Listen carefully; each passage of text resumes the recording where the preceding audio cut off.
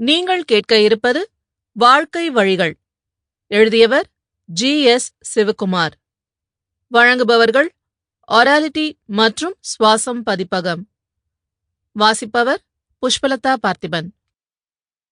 வாழ்க்கை என்பது நமக்கு அளிக்கப்பட்ட ஒரு வரம்.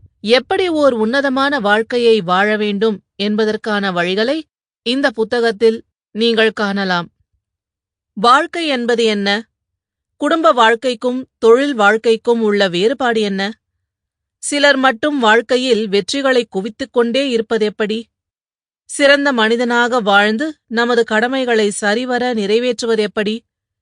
ஒரு நல்ல மகனாக, மகளாக, கணவனாக, தந்தையாக, மனைவியாக, குடிமகனாக செயல்படுவதெப்படி?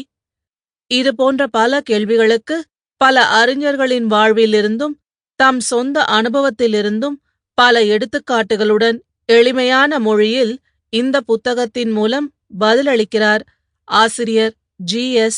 சிவகுமார். வாழ்க்கை வழிகள். அத்தியாயம் 1. விதியும் தலைவிதியும். வாழ்க்கை என்பது ஒரு விளையாட்டு என்று சொன்னேன் அல்லவா? அப்படி ஒவ்வொரு விளையாட்டுக்கும் உள்ள விதிகளைப் போன்று வாழ்க்கை விளையாட்டுக்கும் உள்ளது.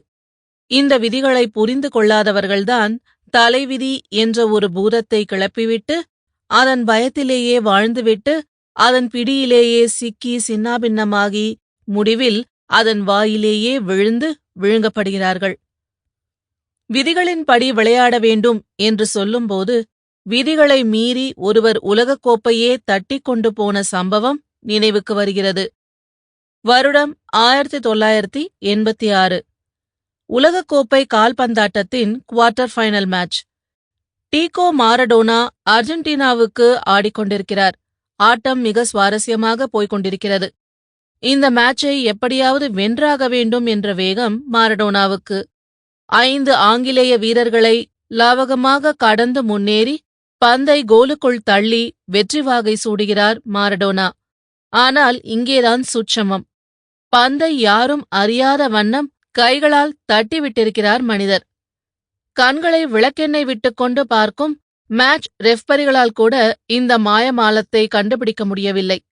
அதன்பின் செமிஃபைனல், ஃபைனல் என்று போய் உலகக்கோப்பை தட்டிக் கொண்டு போனது அர்ஜென்டினா.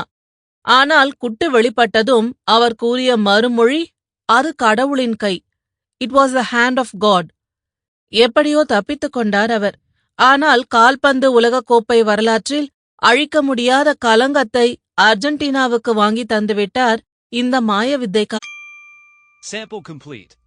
Ready to continue?